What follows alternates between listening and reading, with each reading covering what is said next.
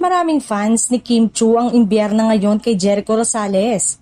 Feeling kasi nila ay nabastos at dinedma ng aktor ang kanilang idolo nang mag-guest ang una para i-promote ang kanyang pelikula sa It's Showtime. Una nilang napansin ay ang hindi nito pagbeso kay Kim habang ang ibang host ng noontime show ay nabeso nito. Pangalawa ay ang hindi maayos na pagsagot ni Jericho sa tanong ni Kim sa kanya kung ano ang dapat abangan sa muling pagsasama nila ni Ann Curtis. Wala lang, sagot ni Jericho. Nag-assume agad ang mga fans ni Kim at feeling nila ay may nag-utos rito na maging ganoon ang treatment sa actress TV host. Parang kailan lang, giliw-giliw mo kay Kim.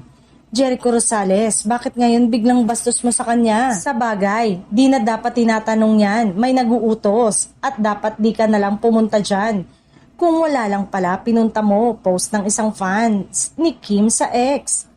Pinanood naman namin ang nasabing portion ng noontime show at wala naman kaming nakikitang pambabastos na ginawa ni Jericho. Una, hindi naman lahat ng host ay hinalikan niya. Nahinto ang kanyang pagbebeso nang kausapin siya ni Teddy Corpus para bumati sa madlang people. At doon naman sa pagsagot niya, ganun talaga si Jericho sumagot, pabiro. Maski sa mga press con at simpleng tsikahan, ganun siya sumagot. Nataon lang na si Kim ang nagtanong pero usual yon ni Jericho.